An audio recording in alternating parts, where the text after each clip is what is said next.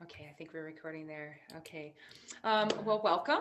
Thanks for coming in, Thank Val, you. to share this training session with me. We've just got a short little vision and view here for what that's going to look like. I'm kind of winging it, so as you'll be able to tell. So today I want to talk about Japa Mala. Japa Mala are mala prayer beads. As you may already know, a lot of people like to use them as just jewelry in the yoga world, but they can be a really strong prayer tool. So let me go ahead and share my screen here, and I'm going to get my little Okay. slide presentation started. Let's see here. Okay.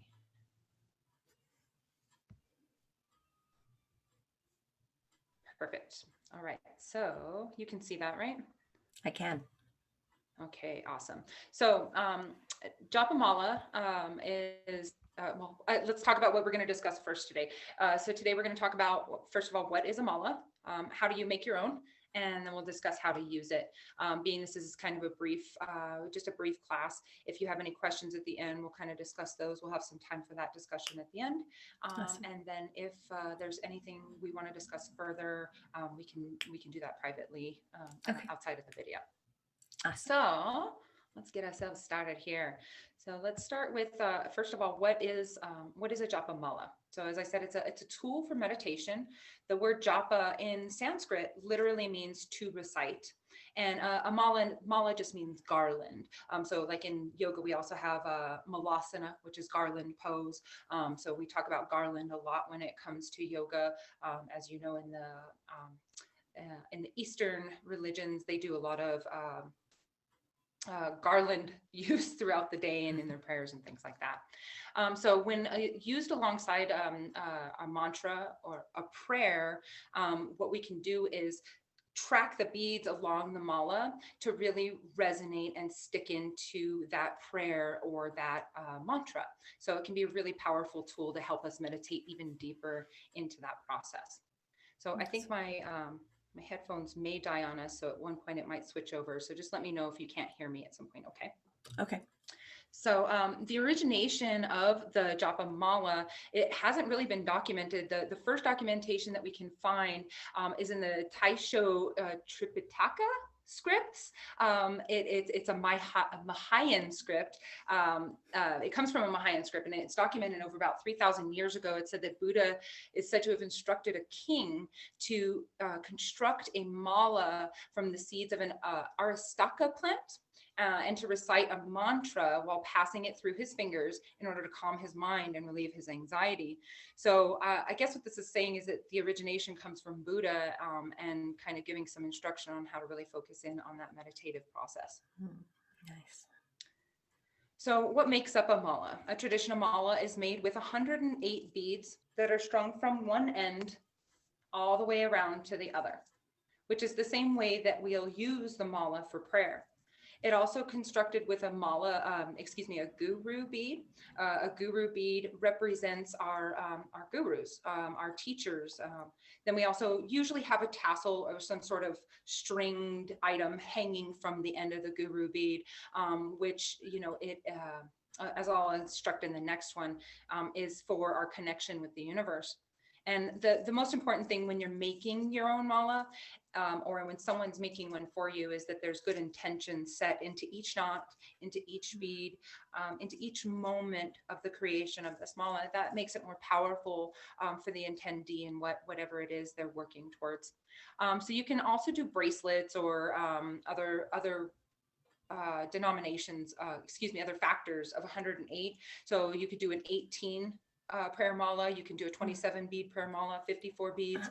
It just depends on what works for you. What I recommend with the other factors is using like a chain of beads. So for instance, with the 54, maybe you have two beads that hang off of your tassel that kind of register for you as you're tracking the first time around and the second time around.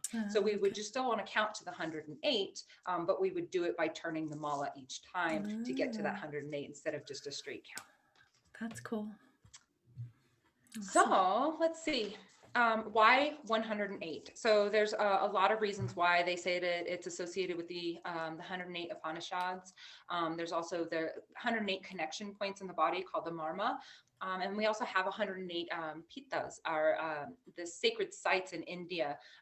There's not just 108, but those are the most sacred. So they're saying that 1 is our way of representing God, and 0 is our the emptiness, our humility, our humanity, our being human. And 8, as we all know, turned on its side, creates that an infinity symbol. So it kind of represents that connection to the divine in the universe. And then that guru bead, that really is our connection to our teachers, gratitude, showing gratitude for our teachers. So, I like when I'm praying to start with my guru bead and really show intention and recite my teachers. And then when I get back to it, if I have a little bit of time, I'll usually finish it up with that as well. Nice. Okay, looks like we switched to computer, so you can still hear me, right? I did. Yeah. Okay, perfect. So let's move on to the next one here. Great. So why use a tassel? As I explained before, it represents our connection to spirit. It allows us to have that connection to liberation, which is ultimately what we're working towards when we're using any sort of yoga practice, is that self-realization, that liberation to the next level, that liberation from the cycle of birth and death.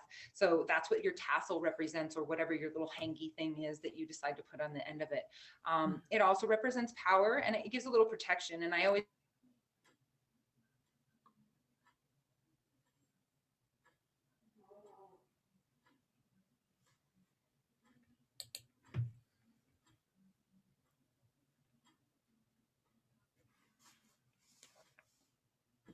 intentional with what you use for your tassel. It's also helpful in hiding your closure knot. As you notice, you don't see any sort of closure knot going on here within the tassel. The tassel is built right into the end of it, so it still becomes one. Now it's still a part of the entire mala. Different colors for your tassels, and the string that you use inside of your mala can represent different things. I like to feel what it represents for me. I'm very attached to color or sensation, and so I can kind of feel what colors feel good for me, and what I'm looking for. But you can definitely take a look, kind of just do some research online. What resonates for you, that color is standing out for you. And then you can sneak a drop of essential oil into, into these nice cotton tassels. So you can have that nice smell around you while you're praying, or if you're wearing it around your neck. So what do you want? What do you need to make your own mala? So obviously beads, like I said, 108 or any sort of variation of that 108. So you have your ability to count on them. Any sort of guru bead. I've used anything from like pieces of bamboo, crystal. This one happens to be a lava stone.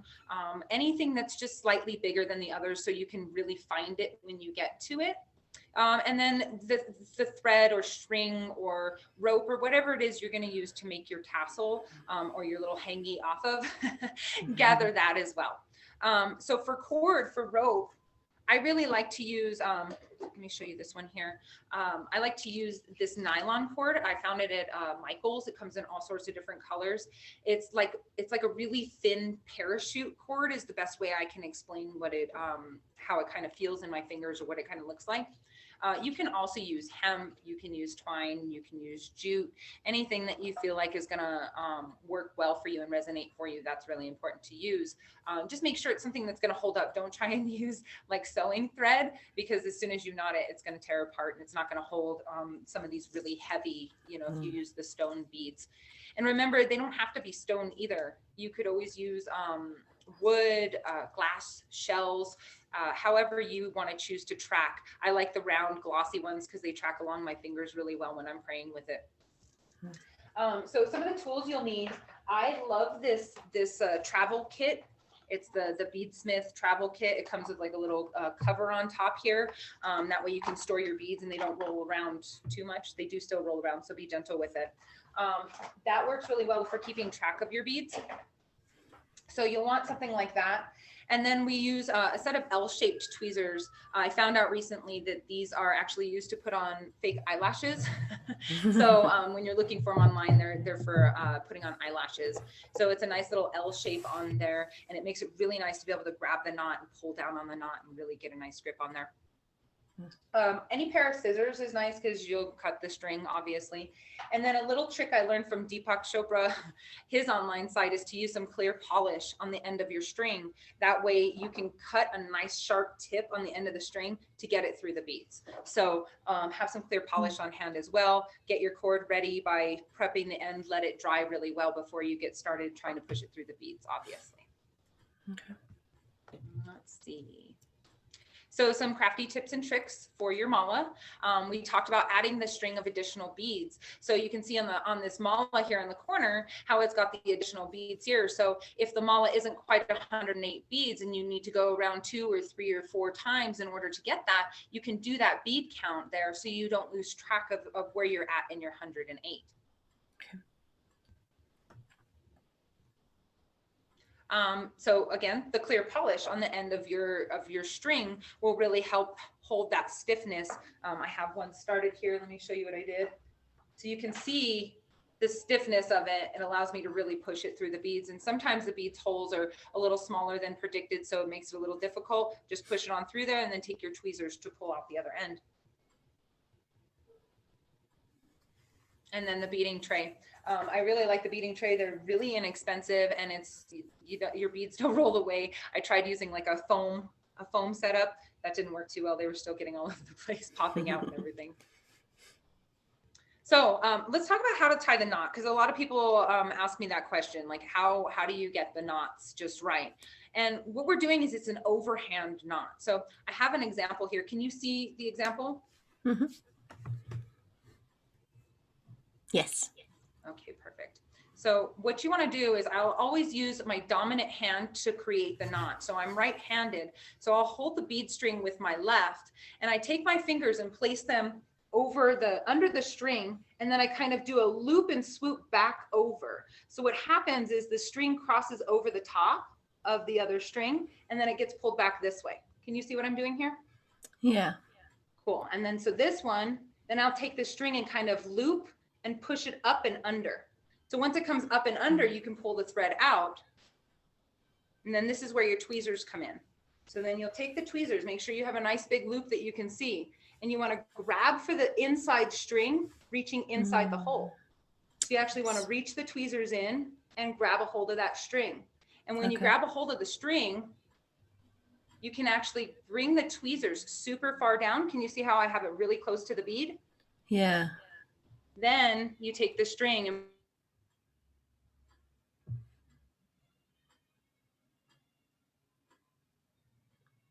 Okay.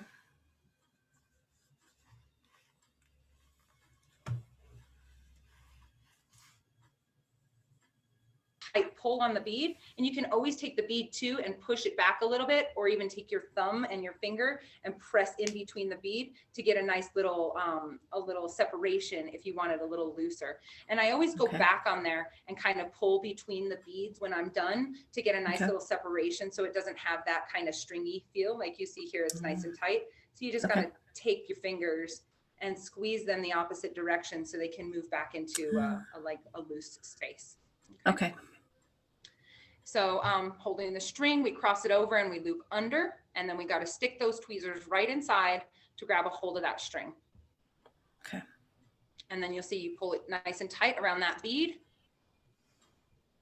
And then don't get frustrated. Oftentimes, especially when I first started making malas, you end up having to untie those knots because you stop paying attention. It pulls looser than you thought. And then next thing you know, your knot's way up here and you're like, oh, now my bead's going to flop around. So these tweezers, again, are going to be your helping hand. They're really amazing for that. You just got to find the knot. And I like using the whole of the bead. You just take the tip end of those tweezers, get it right in that little wedge where the hole should be. Use the hole of the bead to press your tweezers down past the knot, and then you should be able to wheel it out in order to get it. And you got to work it out. Sometimes it takes a good 15 minutes to get a knot out, but just be patient. It's really worth the effort if you take your time and try not to tear the string too much. Okay. Let's see here. So let's talk about how to use our mala. So other than being really pretty jewelry, malas are really great for praying. Like I said, we can attach an intention. I really love to use a mantra, a Sanskrit mantra, preferably. It's really important when you're using a Sanskrit mantra, or actually any mantra or prayer, that you really know what you're praying about. So if you are using Sanskrit, just make sure you know what you're saying to the universe, because our words have a lot of power, especially when we do them mentally. Like it goes deeper when we do it mentally. So we really want to make sure that you're intentional with whatever that prayer is that you're putting into that moment, because you're going to be repeating this 108 times. You're going to be saying this to yourself 108 times or more. You can always feel free to wrap around the mala another 108 times if that's what feels good to you. So first of all, you really need to find a quiet, comfortable space, someplace where you're not going to be interrupted, a place where you can have your quiet space. You can even turn on a little bit of music. Sometimes I even use a guided meditation. I like Deepak Chopra's meditations because he uses a mantra and gives us a really long period of time to use that mantra in. And I can usually complete my mala in that mantra space that he gives us. So with the mala, there's a proper way to hold it. There's two different ways you can hold it. Each of our fingers represents something different. So it's important to realize what you're connecting to when you place the mala on your finger. We never want to use it on our pointer finger.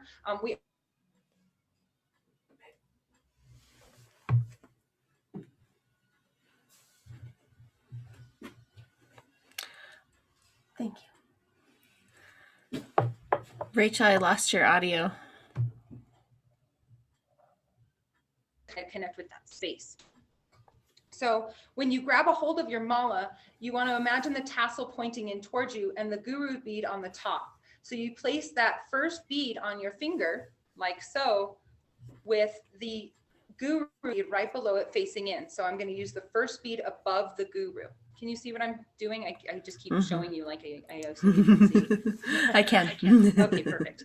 So let's go to the next slide here. So, and you're going to use the thumb and the middle finger, again, avoiding using your pointer finger. We don't want to douse out the fire. So we want to keep this finger out of the way. So I like to hold it with both of my fingers underneath, or all three of my fingers, depending on which finger I'm using. And then I like to use the ring finger, the earth finger, because then I have this middle finger to actually help guide the bead. So when you're sitting here, you pray on the bead, you cite your mantra, and you when you're first starting, it's okay to do it out loud. It actually resonates really good in your heart and in your voice, but eventually you want to start bringing that really internal. So start with a voice and then move it to a whisper, and then you can move it down to an internal conversation in your mind. And you can even do that with each time you do the mala, starting with vocal and moving internal. But as you press your prayer into that bead, I even like to twist it so I really lock in that intention. When you're ready to move on, you just grab a hold of the bead with your thumb and shift. Pray on that bead, grab a hold of the next and shift. And if you get lost, you can always hold this bead with this finger. And so you've got two fingers to really set your intention into that bead. And you'll continue to pray on each bead, working your way around the mala entirely until you've prayed 108 times. And when you get to the other side of the mala, you're going to start to approach the guru bead. When the guru bead gets here, say you're using either a smaller number of beads or you need that second round of 108, what you're going to do is you're not going to keep going. You're actually going to turn the mala in your hand and start going back the opposite direction. Okay, so we want to stop on that bead and then start on that bead again, moving back the other direction. Okay. So again, if you use the smaller number of beads, make sure to rotate it until you've recited the mantra or prayer 108 times. Use those tracker beads. You can find creative ways to make them stick so you can keep them in alignment. Again, the 18 beads, you're going to go around 10 times. If you use a 27 bead set, 4 times, 54 bead set, you're going to only go around twice. So that's when you could just go back and then turn and repeat going back. So Research a mantra that's really meaningful. Use a short affirmation or prayer. It doesn't have to be Sanskrit mantra, Sat Chit Ananda every time. You can say, I am happy, I am happy, I am happy, I'm strong, I'm strong, I'm strong. It can be something as as simple as let it be. It just whatever's resonating with you in that moment. Again, if you're using something like a Sanskrit mantra, just know what you're praying to, just as you would in the words of your own language. Right. Okay. So there's lots of variations. Again, you can use any type of bead, any type of guru bead that you want, any type of tassel. The more things we have out there access to, the more options and things that are available to you. I really like going to the stores and finding, like the thrift stores and things like that, and finding old school necklaces that I can use the beads. I've been purchasing beads online. I'm kind of really leaning towards the smaller beads, which are a 6mm bead.